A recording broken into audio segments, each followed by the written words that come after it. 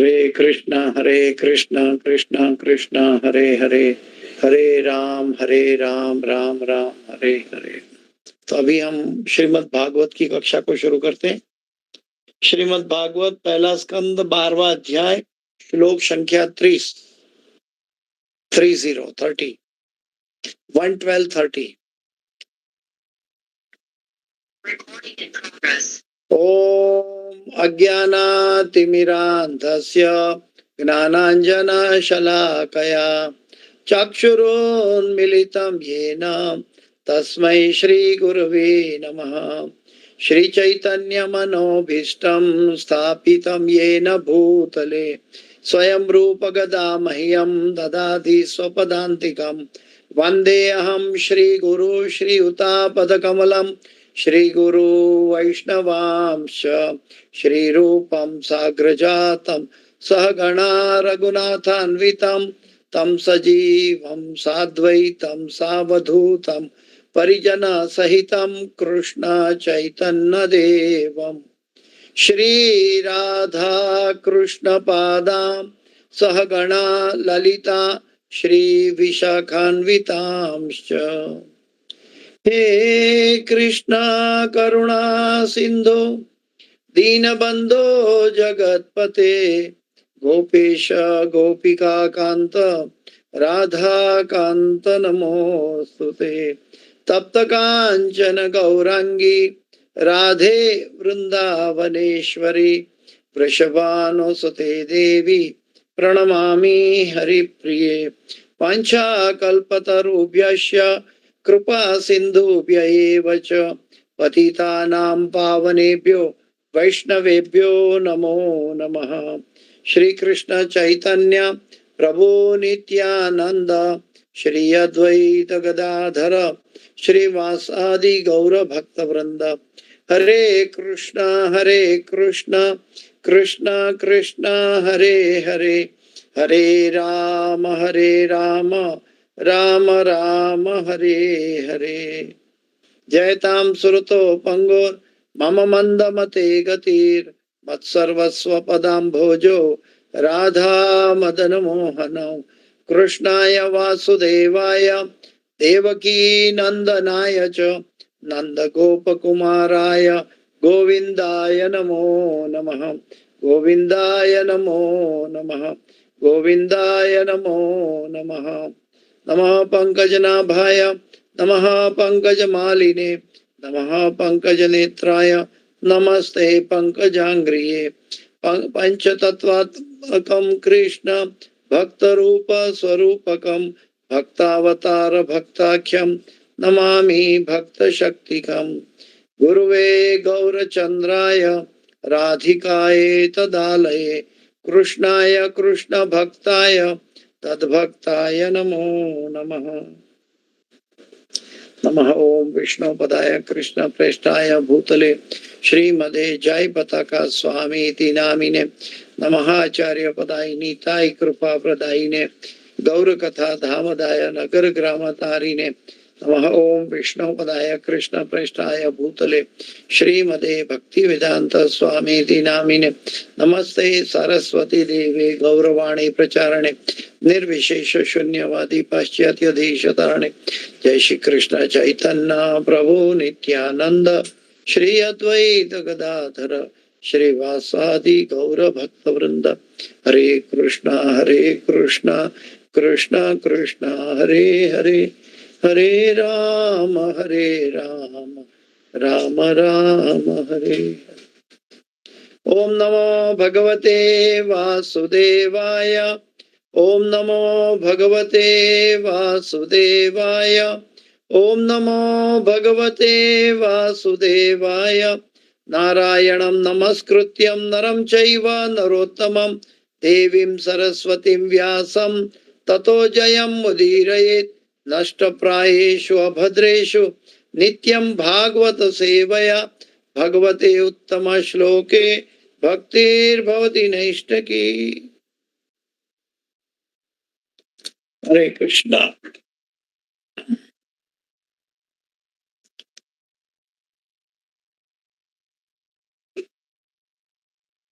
श्रीमद् भागवत पहला स्कंद 12वां अध्याय, श्लोक संख्या 30, 1 to 30। सम्राट परीक्षित का जन्म के अंतर्गत ये श्लोक बताया जा रहा है। स एष लोके विख्यातः परीक्षिदिति यत् प्रभुः पूर्वद्रष्टमनुध्यायन् परीक्षेत नरेष्विह। स एष लोके विख्यातः परीक्षिदिति यत् प्रभुः पूर्वं दृष्टम् अनुध्यायन् परीक्षेत नरेष्विह। स एष लोके विख्यातः परीक्षिदिति यत् प्रभुः पूर्वं दृष्टम् अनुध्यायन् परीक्षेत नरेष्विह। स एकलोके विख्यातः परीक्षिदिति यत् प्रभुः पूर्वं दृष्टम् अनुध्यायन् परीक्षेत नरेष्विह। कोई दोहराना चाहेगा? हरे कृष्ण प्रभु जी। हरे स एष लोके विख्यातः परीक्षित इति यत् प्रभुः पूर्वं दृष्टम् अनुध्यायन् परीक्षेत नरेषुः। हरे कृष्ण। हरे कृष्ण।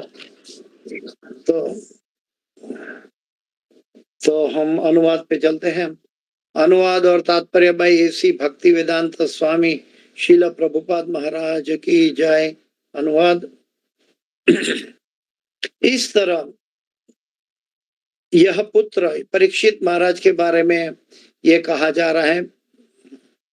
इस तरह यह पुत्र संसार में परीक्षित यानी परीक्षक के नाम से विख्यात होगा, क्योंकि यह उन व्यक्ति की खोज करने के लिए सारे मनुष्य का परीक्षण करेगा जिन्हें इसने अपने जन्म के पूर्व देखा है। इस तरह यह निरंतर उनका यानी भगवान का चिंतन करता रहेगा। तो भगवान का चिंतन करने का मौका परीक्षित महाराज को माता के गर्भ से प्राप्त हुआ था।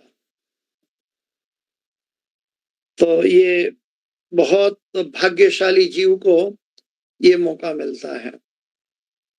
हमारे शास्त्र में भी बताया गया है और श्रीमद् भागवत के 3रे स्कंद में माता देवहूति को कपिल भगवान जो उपदेश दे रहे हैं, श्रीमद् भागवत के 3रे स्कंद के 31वें अध्याय में, उसमें माता देवहूति को उनका पुत्र कपिल देव भगवान उपदेश दे रहे हैं और वो उपदेश के अंतर्गत गर्भ अवस्था दरमियान क्या क्या परिस्थिति से जीव गुजर कर जन्म लेता है, ये पूरा डिटेल में वर्णन किया गया है।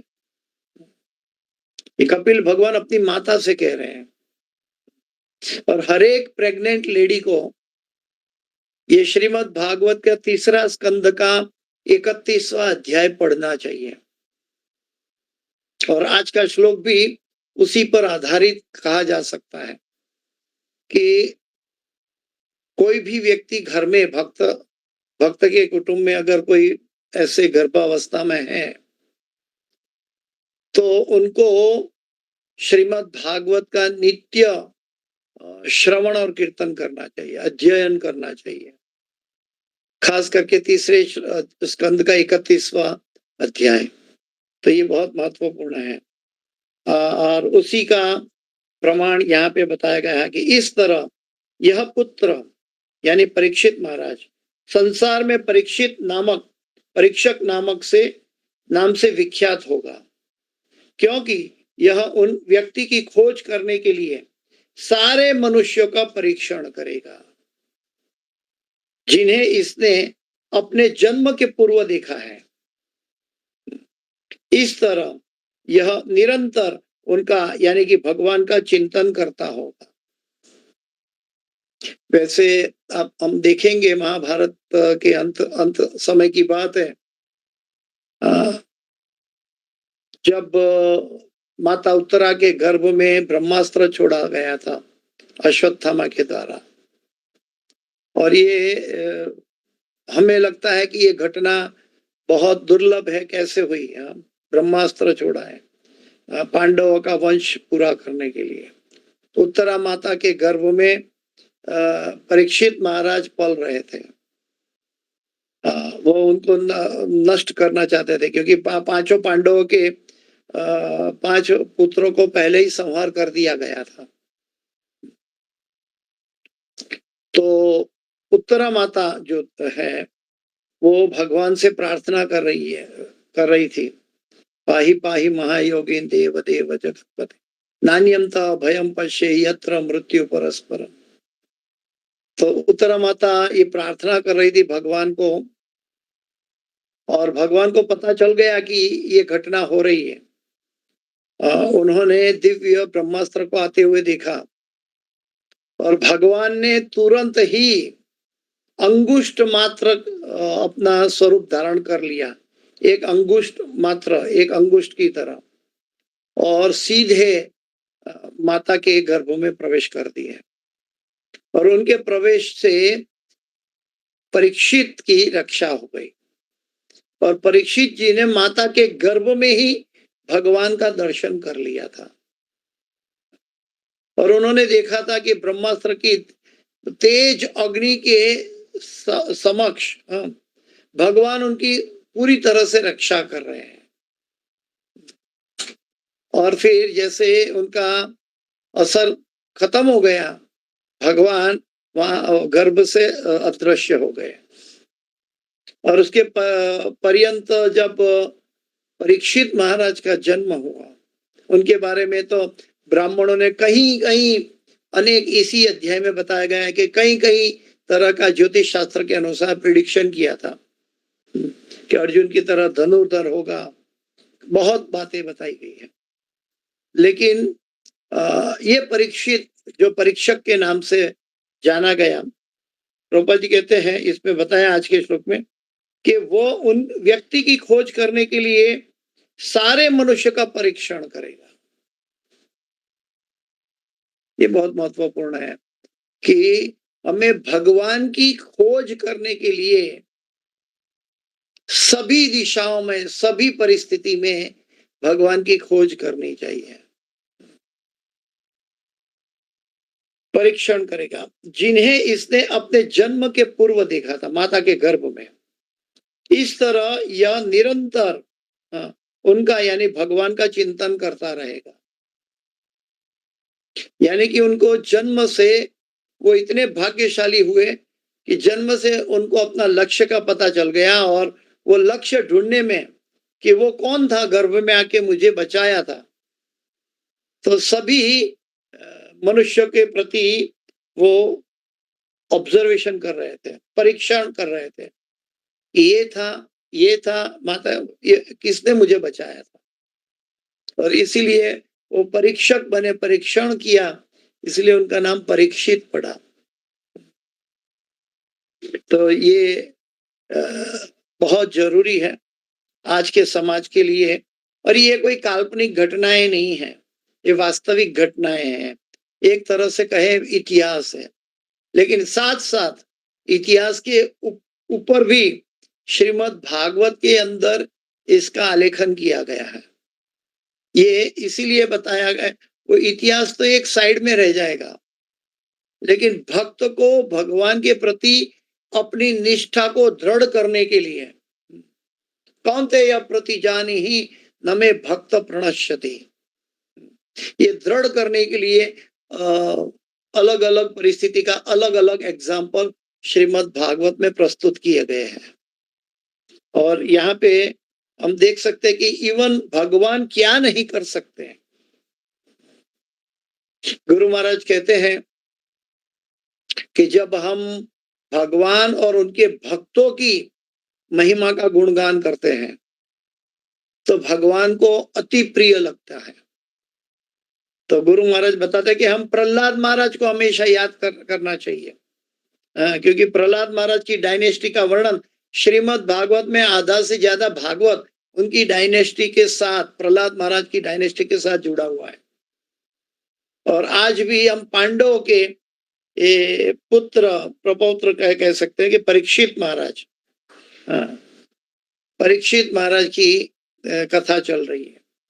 और ये श्रीमद् भागवत में आप देखेंगे कि किस तरह की परिस्थिति है। द्रौपदी की वस्त्र हरण किया गया था, पांडवों को लाक्षागृह में जलाने की बात हुई थी, गजेंद्र को 1000 साल तक मगर के साथ जल में युद्ध करना पड़ा था, और सबसे ताकतवर गजेंद्र होने के बावजूद भी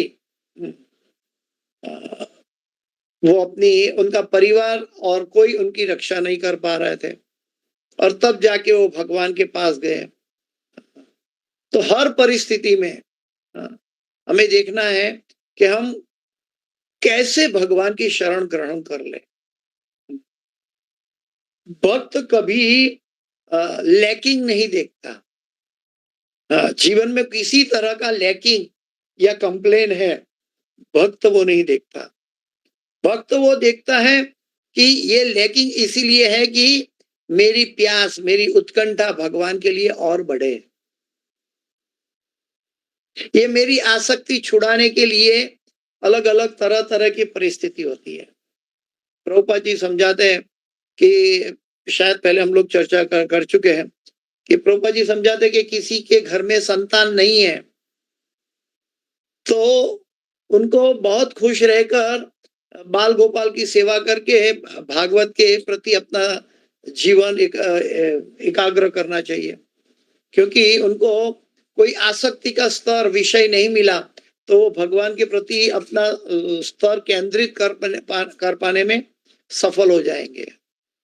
अगर किसी के पास संतान है लेकिन अगर वो आज्ञांकित नहीं है तो भी व्यक्ति को बहुत खुश होना चाहिए कि ये मेरी आसक्ति पहले से नष्ट कर रहा है ताकि मैं भगवान में, इस जगत में मेरा केवल एकमात्र रक्षक भगवान है और भगवान में मैं अपनी आस्था केंद्रित कर दूं। अगर मैं किसी के जीवन में अपनी संतान आज्ञांकित है, बहुत विनम्र है, तो भी हमें भगवान की कृपा का दर्शन करके अपनी संतान को भगवत भक्त बनाने का मौका लेना चाहिए। तो भगवान का भक्त है, हर परिस्थिति को भगवान से जोड़कर अपनी भक्ति बढ़ाना चाहता है। सामान्य जन, मेरे जैसे सामान्य जन, कुछ भी कमी है तो अरे ये तो करना था लेकिन ये नहीं हुआ ना, इसलिए हम आगे नहीं बढ़ पाए। हम परिस्थिति को, अपने कर्म के फल को दोष देते हैं, हम लोगों को दोष देते हैं। भगवान की भक्ति में अगर आगे बढ़ना है तो कंप्लेन की जगह हमें ग्रेटिट्यूड हमारे अंदर विकसित होना चाहिए। प्रभुपाद जी के तात्पर्य के साथ हम देखते हैं, चलते हैं आगे। महाराज परीक्षित भाग्यशाली थे। महाराज परीक्षित भाग्यशाली थे और हम भी इतने भाग्यशाली ना होते हुए भी हमारे साधु गुरु शास्त्र के निर्देश के द्वारा हम भाग्यशाली बन सकते हैं। श्री चैतन्य महाप्रभु कहते हैं, एई रूपे ब्रह्मांडे भ्रमिते कोनो भाग्यवान जीव, गुरु कृष्ण कृपाए पाए भक्ति लता बीज। जो हमें प्राप्त हो चुका है, अभी हमारी बारी है कि हम भी परीक्षित महाराज की तरह एक या दूसरा कोई भी अवसर को कृष्ण के साथ जोड़कर हम कृष्ण का स्मरण निरंतर कर सकते हैं। मेरे शिक्षा गुरु कहते थे कि जीवन में जो हमें सबसे ज्यादा प्रिय हो, सबसे ज्यादा हमारा अट्रैक्शन जाता हो, वो कृष्ण को दे दो। ये कृष्ण का स्मरण रखने का बहुत सरल उपाय है। अगर हमारे पास कोई भी ऑब्जेक्ट के प्रति आसक्ति है, वो ऑब्जेक्ट कृष्ण के लिए प्रदान कर दो। धन है, मान है, प्रतिष्ठा है, जो भी है, इंद्रिय तृप्ति है, कुछ भी हम कृष्ण को अर्पण कर सकते हैं। हम कृष्ण के अंश हैं, इसलिए we all belong to Krishna, इसलिए हमारा स्वाभाविक कनेक्शन हर तरह से कृष्ण के साथ हो सकता है, लेकिन हम अज्ञानतावश हमारा कनेक्शन भौतिक जगत में अलग अलग विषयों में ढूंढते रहते हैं और ऐसे ही ढूंढने में हमारा जीवन समाप्त हो जाता है। परीक्षित महाराज ऐसे भक्त नहीं थे। परीक्षित महाराज ने इस परिस्थिति को, भगवान का विरह को इतना तीव्र बनाया कि उनको सभी जगह भगवान कहाँ है, कहाँ है, कहाँ है, कुतः कृष्णा, कुतः कृष्णा, वो कहाँ है जो मेरी रक्षा की थी। तो जैसे कि विप्रलंब भाव में हमारा प्रेम बढ़ता है और परीक्षित महाराज को भी ये मौका बचपन से प्राप्त हो चुका, बल्कि जन्म के पूर्व से प्राप्त हो गया। हम देखते हैं कि नारद मुनि के जीवन में भी, नारद मुनि के पूर्व जन्म में वो दासी पुत्र थे और चतुर्मास दरमियान उनकी माता ऋषि मुनियों की सेवा करती थी और उनके बर्तन साफ करके उनका जो जूठन होता था बर्तन का, ऋषि मुनियों का, वो अपने पुत्र नारद मुनि को दे रही थी। और उस समय नारद मुनि ऋषि मुनियों का उच्छिष्ट खाने से भक्त बन गए और उनकी भक्ति तीव्र होती चली गई और उन्होंने एक क्षण के लिए भगवान का दर्शन प्राप्त करके भगवान वहां से नारद मुनि के जीवन से ओझल हो गए और वो तीव्रता उनकी बढ़ी कि वो भगवान कहाँ चले गए। वो तीव्रता इतनी बढ़ी कि दूसरे जन्म में वो नारद मुनि बने। वो जहां चाहे वहां भगवान के पास जा सकते हैं। ऐसे पूरे ब्रह्मांड में वो विचरण कर सकते हैं। तो भगवान हर एक जीव को मौका देते हैं। अगर हमारे अंदर सही अभिलाषा है, शुद्ध भक्ति की अभिलाषा है, सेवा की अभिलाषा है, तो भगवान ये भी प्रदान करते हैं। लेकिन हम हर मौके को बहुत कैजुअली लेते हैं, बहुत सामान्य लेते हैं। इसीलिए हमारी भक्ति में प्रगति बहुत निम्न स्तर पर धीरे धीरे हो रही है, हाँ, निम्न गति से हो रही है। वास्तव में गुरु महाराज कहते हैं कि शुद्ध भक्ति प्राप्त करना तो एक क्षण का सवाल है। जैसे कि परीक्षित महाराज हो, जैसे कि नारद मुनि का पूर्व जन्म हो, कैसे तीव्रता बढ़ती है। जैसे द्रौपदी जी ने वस्त्र हरण के टाइम देखा उन्होंने है कि इस जगत के सभी उनके रक्षक उनकी रक्षा नहीं कर पाए, वहां तक कि भीष्म पितामह भी नहीं।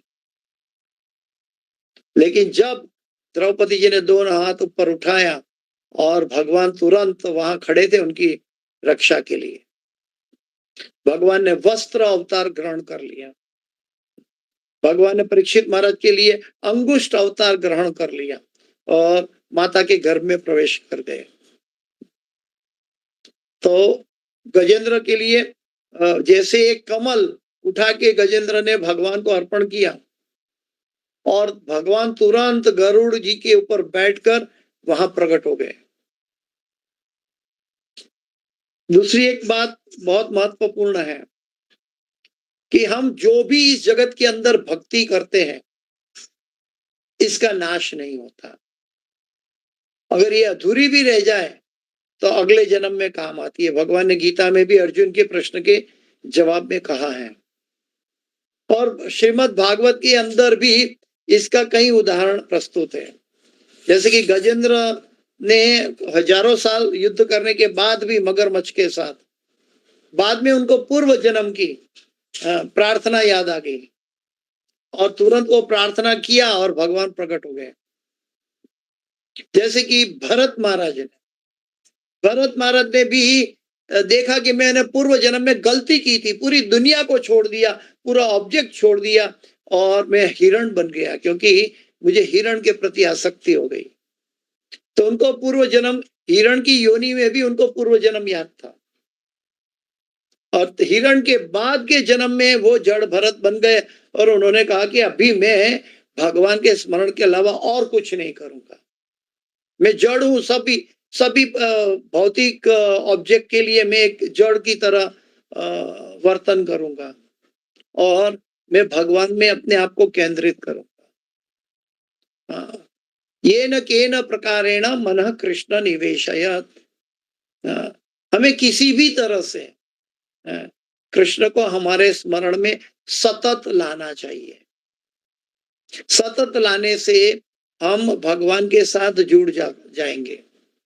तब हमें अनुभूति एक के बाद एक भगवान ही अनुभूति करवाएंगे कि भगवान हमारे हृदय में बैठकर कैसे हमारी बात सुनते हैं, कैसे हमारी इच्छा पूर्ति करते हैं, कैसे हम हमारे हृदय में दृढ़ निष्ठा प्रकट करते हैं, कैसे अपने भक्त को अभय वरदान देते हैं। भगवान के भक्त को मृत्यु का डर चला जाता है। यहाँ देखते हैं कि परीक्षित महाराज भाग्यशाली थे क्योंकि माता के गर्भ में रहते हुए ही उन पर भगवान की छाप पड़ चुकी थी, अतएव वे निरंतर भगवान का चिंतन किया करते थे। प्रभुपाद जी समझाते हैं हम सबको, खास करके मेरे जैसे मंद बुद्धि को, कि श्रवण और कीर्तन करने से स्मरण की बैंक बैलेंस बढ़ेगी। कई लोग का कंप्लेन होता है, प्रश्न होता है कि प्रभु स्मरण नहीं रहता है, बार बार भूल जाते हैं। वहां तक कि चांटिंग करते समय भी भौतिक विचारों में डूब जाते हैं। चांटिंग तो मशीन की तरह चलता है। लेकिन अगर हमने भगवान के बारे में सही दिशा में प्रभुपाद जी के तात्पर्य से सुना है, समझा है और दूसरों को बताया है, तब जाके हमारा स्मरण जो है धीरे धीरे धीरे समृद्ध हो जाएगा। एक बार यदि भगवान के दिव्य रूप की छाप किसी के मन में स्थित हो जाए तो वह भगवान को भुलाए नहीं भुला सकता। सबसे बड़ी टेंशन की बात मेरे जैसे अनभिज्ञ व्यक्ति को, मेरे जैसे इमेच्योर व्यक्ति के लिए एक सबसे बड़ी टेंशन तो यही है कि गुरु और भगवान की कृपा से, भागवत की कृपा से, भक्तों की कृपा से शायद जीवन में भगवान मिल जाए। शायद नहीं, जरूर मिल जाएंगे, लेकिन उनको हम कितना संभाल पाएंगे। Success is not a destination, success is a journey. भगवान प्राप्ति के बाद भगवान ओझल हो जाए तो वो विरह इतना तीव्र होगा कि व्यक्ति उसको सहन कर पाना दुष्कर हो जाएगा। 10वें स्कंद में गोपियों की दशा, यशोदा मैया की दशा, नंद महाराज की दशा हम देखते हैं, पढ़ते हैं, सुना है और समझा भी है कि भगवान ने कितना आनंद प्रमोद किया रासलीला में और एक क्षण में अदृश्य चले गए। तो हमारा अभ्यास न केवल भगवान का दर्शन, भगवान की प्राप्ति के लिए, लेकिन साथ साथ भगवान को साक्षात उनकी सेवा में हम बने रहे, इसके लिए करना चाहिए। और वो तब हो सकता है कि गुरु की कृपा से, भागवत की कृपा से, भक्तों की कृपा से, भगवान की अनुकंपा से हमें भगवान तो मिल जाएंगे, लेकिन इनको भगवान को संभालना, इसके लिए हमारी मानसिकता, हमारी कॉन्शियसनेस कृष्णा कॉन्शियस होनी चाहिए। हमारे अंदर कोई भी भौतिक जगत का मैल नहीं आना चाहिए। तो ये आर्टिफिशियल इम्पोजिशन नहीं है, हमें सुप्रीम वैल्यूएबल जेम मिल रहा है, भगवान स्वयं। और एक बार भगवान का छाप मिल गया, कौन भूल सकता है? नया जन्म किया हुआ बालक भी नहीं भूल सकता है, और गजेंद्र भी नहीं भूल सका, भरत महाराज भी नहीं भूल सके, अजामिल भी नहीं भूल सका। अजामिल ने भी अपने पूर्व काल में वो ब्राह्मण होते हुए एक तरह की भक्ति की थी, लेकिन बाद में वो दिशा भटक गया। लेकिन भगवान नहीं भूले उनकी भक्ति को। भगवान भक्त की तीव्रता को देखते हैं। वो उस तरफ भगवान ये नहीं देखते कि ये लायक है या लायक नहीं है। एक बार जिसके हृदय में भगवान के लिए तीव्रता ने जन्म ले लिया, भगवान को आना ही पड़ेगा।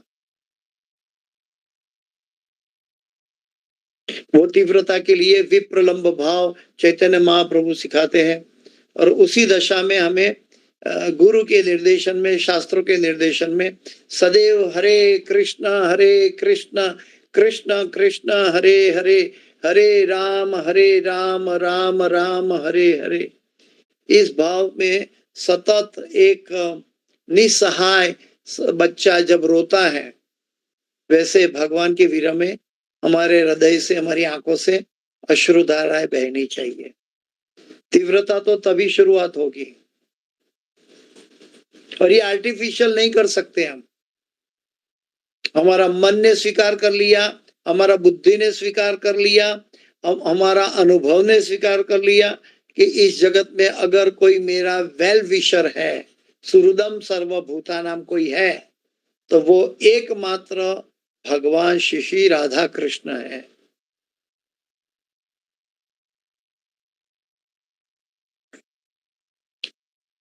बालक परीक्षित गर्भ से बाहर आने के बाद प्रत्येक व्यक्ति की परीक्षा यह देखने के लिए करता रहता था कि कहीं यह वही व्यक्ति तो नहीं है जिसे उसने गर्भ में सर्वप्रथम देखा था। लेकिन भगवान के समान या उनसे बढ़कर आकर्षक कोई हो ही नहीं सकता। भगवान से मत्त परतरम नान्यत किंचित अस्ति धनंजय।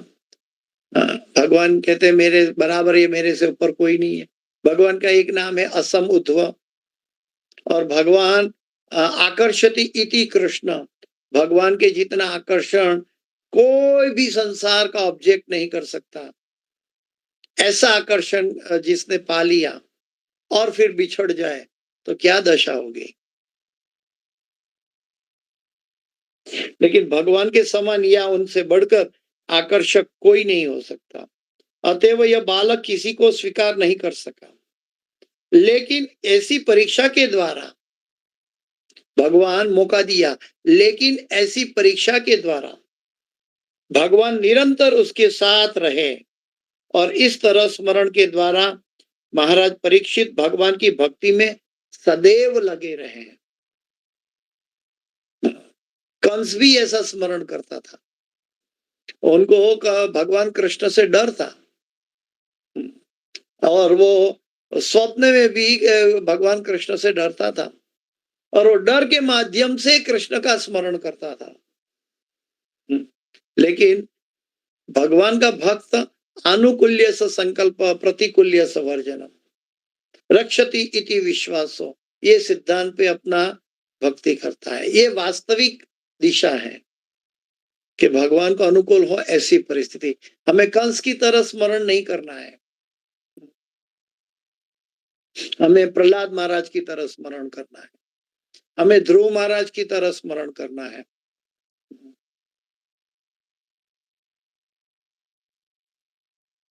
फिर इस प्रसंग में लेकिन ऐसी परीक्षा केवल भगवान के निरंतर उसके साथ रहे, और इस तरह स्मरण के द्वारा महाराज परीक्षित भगवान की भक्ति में सदैव लगे रहे। इस प्रसंग में श्रील जीव गोस्वामी की टीका है। प्रभुपाद जी जीव गोस्वामी की बात करते हैं, गौड़ीय वैष्णव सिद्धांत के सभी शास्त्र जो उजागर किए बाद में, वो श्रील जीव गोस्वामी जो षड गोस्वामी में से सबसे छोटे थे। ये जीव गोस्वामी के द्वारा सभी गौड़ीय शास्त्र उपलब्ध हुआ, और जीव गोस्वामी ने जो टीका लिखी है उसमें प्रभुपाद जी कहते हैं कि यदि प्रत्येक बालक पर बचपन से ही भगवान की छाप पड़ जाए तो वह निश्चित रूप से महाराज परीक्षित की ही भांति भगवत भक्त बन सकता है। अगर बचपन में कौमारम आचरते प्राज्ञम धर्मान भागवता इह दुर्लभम मानुषम जन्म तदप्य ध्रुवम अथर्दनम। प्रहलाद महाराज 7वें स्कंद के 6ठे अध्याय के पहले श्लोक में प्रहलाद महाराज अपने गुरुकुल के मित्रों के साथ ये चर्चा करते हैं। उसमें कहते हैं, अनुवाद में कहते हैं प्रभुपाद जी कि प्रहलाद महाराज ने कहा, पर्याप्त रूप से बुद्धिमान मनुष्य को चाहिए कि वह जीवन के प्रारंभ से ही अर्थात बाल्यकाल से ही अन्य सारे कार्यों को छोड़कर भक्ति के कार्यों के अभ्यास में इस मानव शरीर का उपयोग करे। जो ये कार्य नहीं करता वो प्रकृति के साथ संघर्ष करके अपना मनुष्य जीवन नष्ट करता है। मन षष्टाणी इंद्रियाणी प्रकृति स्थानी कर्षति। तो यहाँ पे कहते हैं प्रभुपाद जी के अन्य सारे कार्यों को छोड़कर भक्ति के कार्यों के अभ्यास में इस मानव शरीर का उपयोग करें। यह मनुष्य शरीर अत्यंत दुर्लभ है और अन्य शरीरों की भांति नाशवंत होते हुए भी अर्थपूर्ण है। ये शरीर भी नाशवंत होता है, लेकिन नाशवंत होते हुए भी अर्थपूर्ण है। प्रभुपाद जी कहते हैं क्योंकि उसके अंदर के इसका उपयोग करके हम मैक्सिमम उसका फायदा उठा सकते हैं भगवत प्राप्ति के लिए। क्योंकि मनुष्य जीवन में भक्ति संपन्न की जा सकती है यदि निष्ठा पूर्वक किंचित भी भक्ति की जाए तो पूर्ण सिद्धि प्राप्त हो सकती है। निष्ठा पूर्वक। प्रभुपाद जी के ये अनुवाद में ये शब्द बहुत अंडरलाइन करने लायक है। यदि निष्ठा पूर्वक किंचित भी भक्ति की जाए तो पूर्ण सिद्धि प्राप्त हो सकती है। स्वल्पम अपि धर्मस्य त्रायतो महते भया। लेकिन कैसे? निष्ठा पूर्वक। निष्ठा कहां से लाएंगे?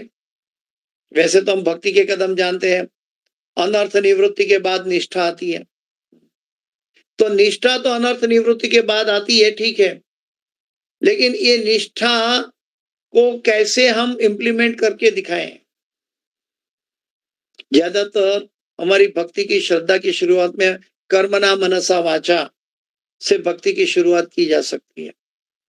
लेकिन जो भगवान की भक्ति कर्मणा मनसा वाचा करके कोई भी भौतिक ऑब्स्टिकल को देखा अनदेखा करके कर्मणा मनसा वाचा से भगवान की भक्ति में स्थिर रहता है, वो निष्ठा की ओर अग्रसर बन सकता है।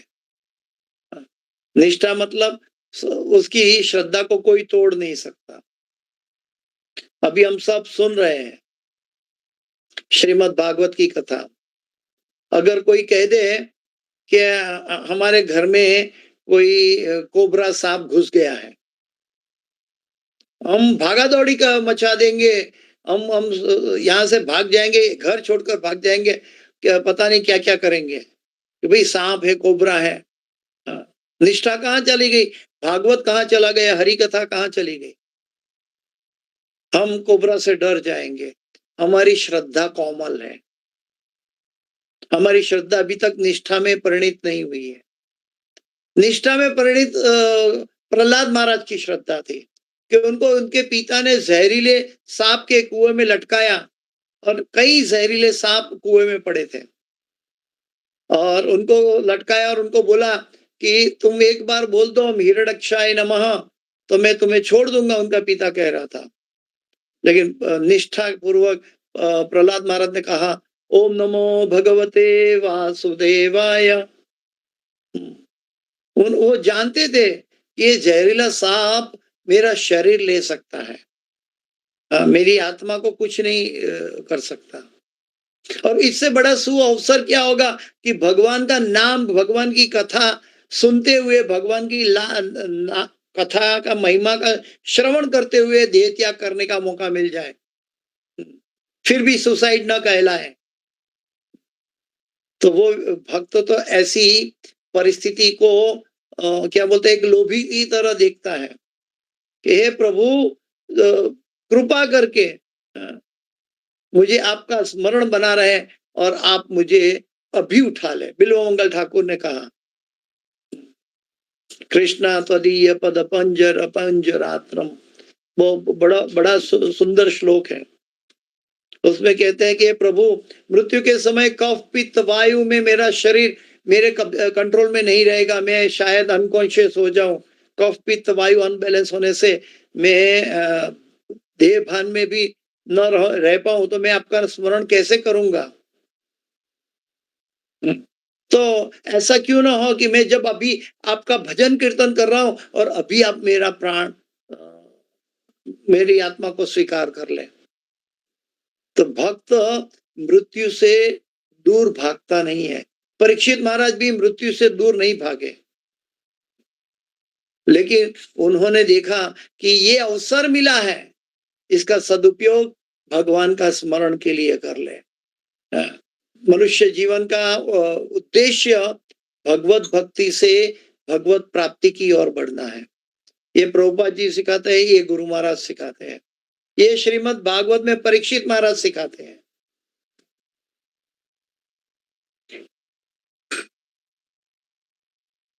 यहाँ पे प्रभुपाद जी कहते हैं कि जीव गोस्वामी की टीका है कि यदि प्रत्येक बालक पर बचपन से ही भगवान की छाप पड़ जाए तो वह निश्चित रूप से महाराज परीक्षित की ही भांति भगवत भक्त बन सकता है।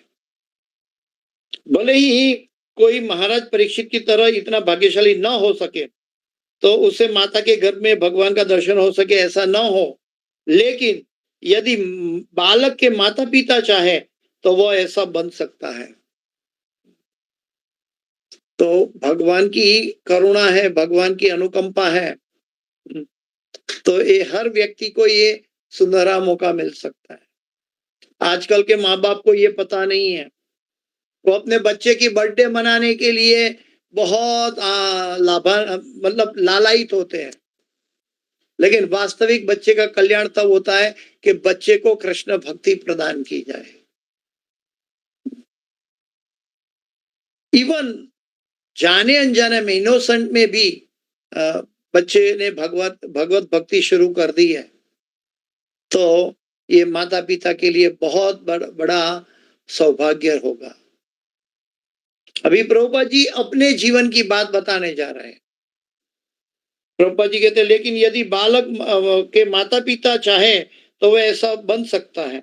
इस प्रसंग में प्रभुपाद जी अपना खुद का एग्जाम्पल दे रहे हैं। मैं अपना व्यवहारिक उदाहरण दे सकता हूं। मेरे पिता भगवान के शुद्ध भक्त थे, गौर मोहन डे। गौर मोहन डे प्रभुपाद जी के पिता थे और वो शुद्ध भक्त थे।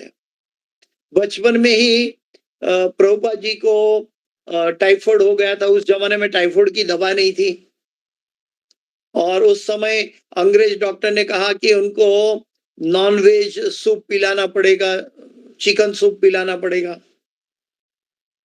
उनके पिता ने बोला ये नहीं होगा, ये मेरी बस की बात नहीं है। उन्होंने प्रभुपाद जी को उठाकर भगवान के सामने छोड़ दिया। तो जैसे वो चले गए तो उनके पिता, तो डॉक्टर ने कहीं जबरदस्ती करके उनको चिकन सूप मुंह में डालने की कोशिश की। प्रभुपाद जी के बचपन में, बहुत छोटे बच्चे थे, लेकिन प्रभुपाद जी ने उसको उल्टी करके निकाल दिया। प्रभुपाद जी ने तुरंत उल्टी करके निकाल दिया। प्रभुपाद जी ने रखा नहीं है, इतनी बचपन अवस्था में, क्योंकि भगवत भक्त शुद्ध भक्त के संतान थे। प्रभुपाद जी के पिता ने उनको बचपन में छोटा रथ बनाकर जगन्नाथ बलभद्र सुभद्रा का छोटा अर्च विग्रह दिया और आज वो प्रभुपाद जी ने पूरी दुनिया में रथ यात्रा करवा दी। हजारों लाखों लोगों को रथ यात्रा में जोड़ दिया। तो माता पिता जो बच्चे को संस्कार देते हैं वो कितना महत्वपूर्ण, कितना कीमती होता है, और कब जाके परिपक्व होगा कोई नहीं कह सकता, लेकिन होगा जरूर, क्योंकि भगवान की भक्ति कभी निष्फल नहीं जाती। और जब वे 4-5 वर्ष के थे तो उनके पिता ने मुझे, प्रभुपाद जी लिखते हैं कि मुझे राधा कृष्ण की एक युगल मूर्ति प्रदान की थी। मैं खेल खेल में अपनी बहन के साथ इन विग्रहों की पूजा किया करता था। माता पिता को इमिटेट करता है। याद रहे, प्रहलाद महाराज भी कहते कौमारम आचरते प्राज्ञा, यानी कि 5 साल की उम्र से। देखिए, अगर हम अपने संतान को 5 साल की उम्र से भक्त बनाना चाहते हैं तो माता पिता अगर भक्त बने और संतान के सामने वास्तविक, डुप्लीकेट भक्त नहीं, वास्तविक भक्त बने, तो संतान अपने आप माता पिता को इमिटेट करके, अनुसरण नहीं करेगा, अनुकरण करके भी आगे जाके भक्त बन जाएगा। क्योंकि वो मौका, वो समय में बच्चे का मन बिल्कुल खाली है और उसमें जब कृष्ण की भक्ति भर दी, लेकिन वो कहेंगे तो बच्चा नहीं समझेगा।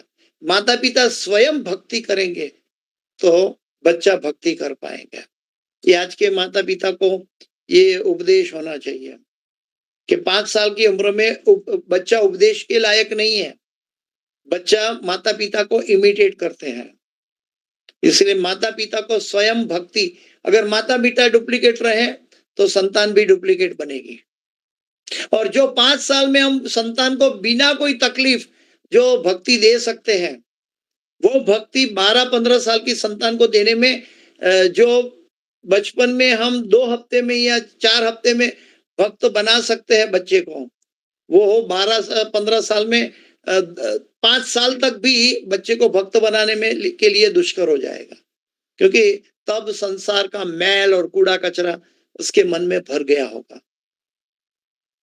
इसलिए बचपन से ही भगवान की भक्ति की शुरुआत हो जानी चाहिए। मेरे शिक्षा गुरु ने समझाया था इसके लिए कि एक क्लाइंबर होता है, वेला होता है, वेला, छोटा सा वेला। वो वेला अपने आप मोड़ जाता है, जैसे उसको जिस दिशा में बांधो वो उस दिशा में अपना प्रकाश, मतलब ऐसे अपना विकास कर लेता है। जैसे बांध दो, जैसे मोड़ दो, वेला अपने आप विकास कर लेता है। लेकिन अगर कोई बड़ा वृक्ष हो और उसका ट्रंक, उसकी थर्ड एक बार बड़ी हो जाए और उसको मोड़ने के लिए कोई चाहे तो वो कभी नहीं मोड़ सकता, उसको काटना पड़ेगा, वो मोड़ नहीं सकते हैं। छोटे से वेले को मोड़ सकते हैं लेकिन वृक्ष की ट्रंक को मोड़ नहीं सकते, उसको काटना पड़ता है। हमारी मानसिकता कोमल है, तब हमें कृष्ण की और कृष्ण भावनामृत की ओर मोड़ना चाहिए बच्चे को।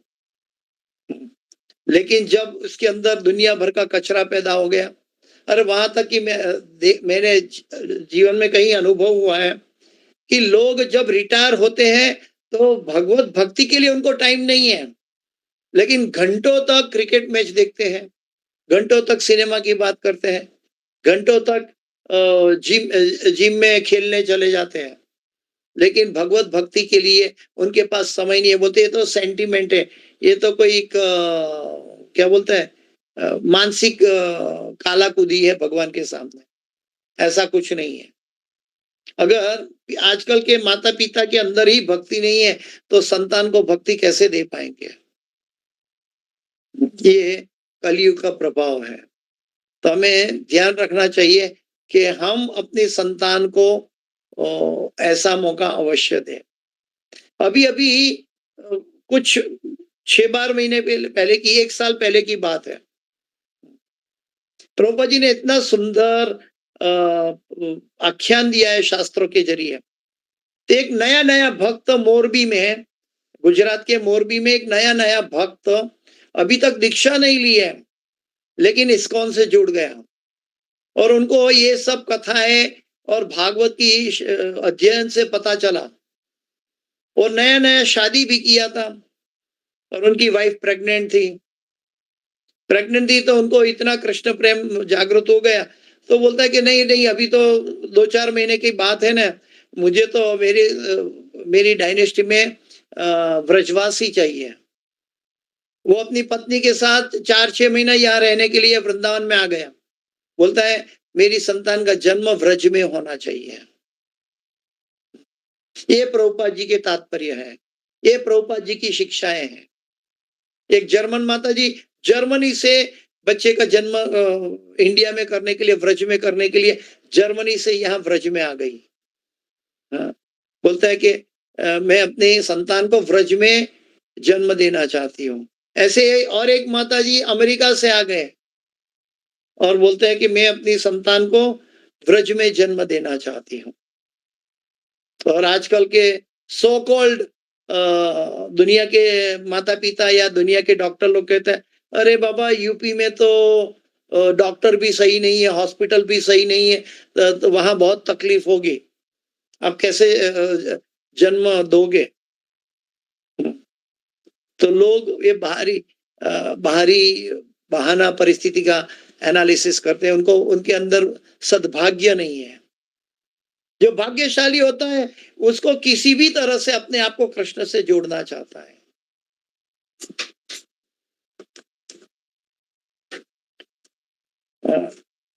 और मैं निकट में राधा गोविंद मंदिर की पूजा विधि का अनुकरण किया करता था।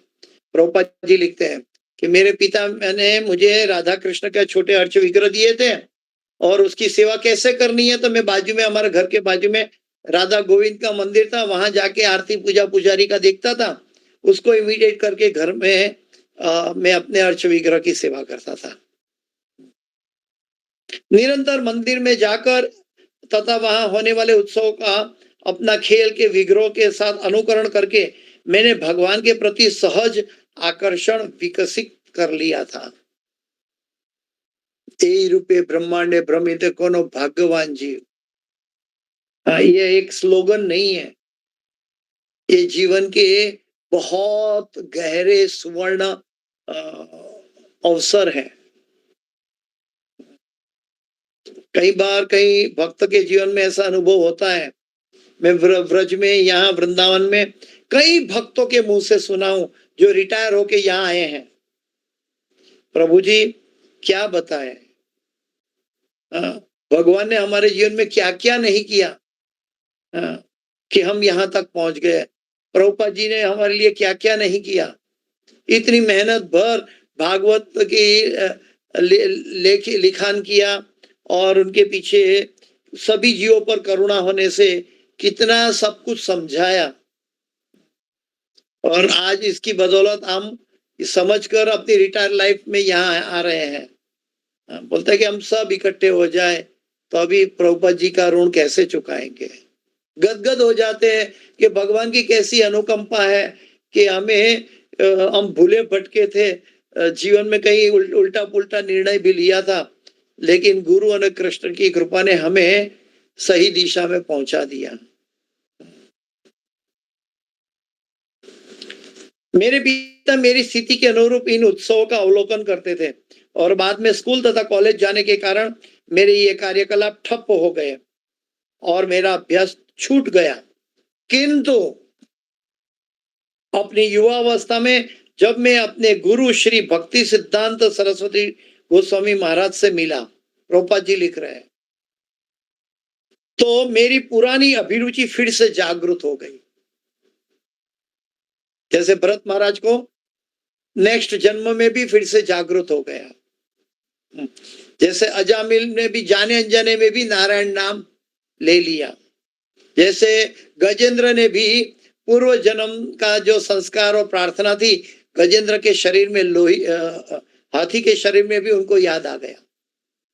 भगवान की भक्ति योनि से कोई भी योनि में हम हो वहां तक क्या बोलते हैं कि सीमित नहीं रहती। भगवान की भक्ति कोई भी योनि की परिस्थिति को लांघ सकती है और हमारी प्रार्थना को भगवान तक पहुंचा सकती है।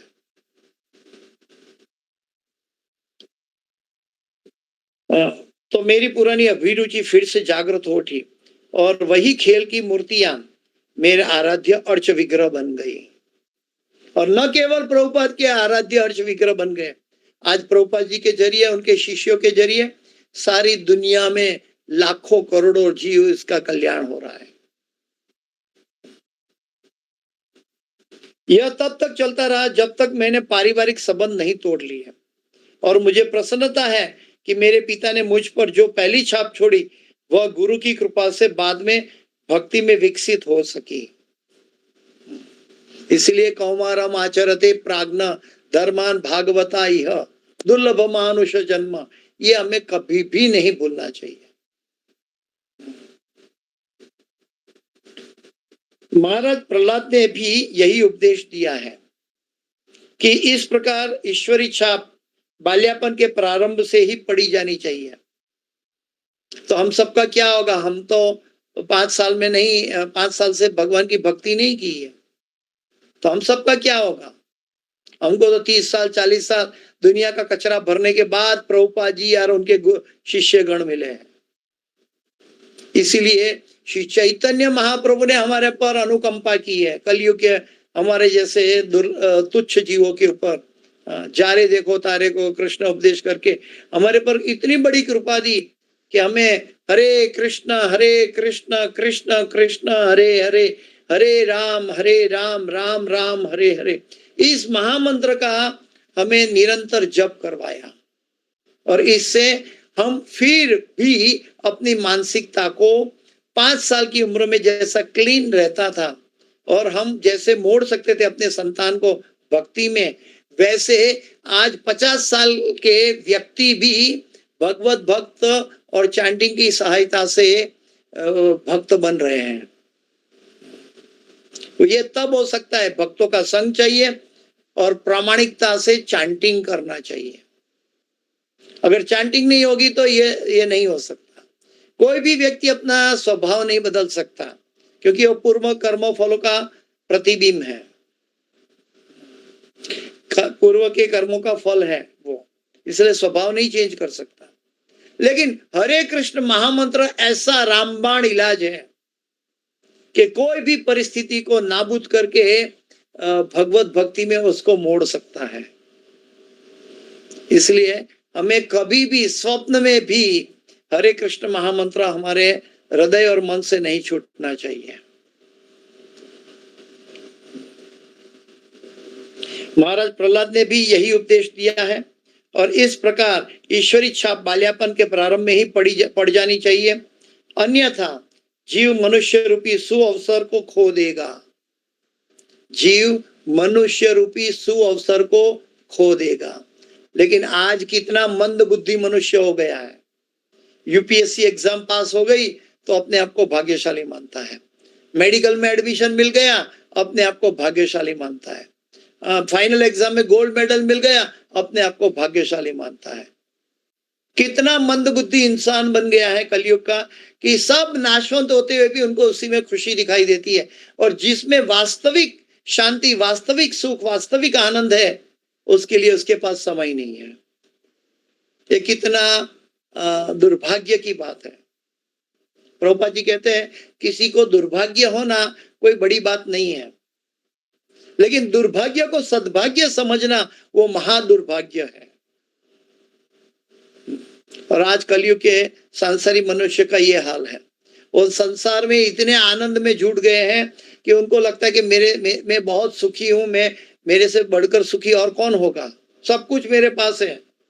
ऐसे लोग वास्तविक सुखी नहीं है, वास्तविक आनंदित नहीं है, वास्तविक बुद्धि मता नहीं है उसके अंदर, क्योंकि उनको पता नहीं है कल मुझे कुत्ता बिल्ली बनना पड़ेगा तो क्या होगा। तो ये बुद्धिमत्ता नहीं है। बुद्धिमत्ता ये है कि मनुष्य जीवन, दुर्लभ मनुष्य जीवन का सदुपयोग कैसे कर ले।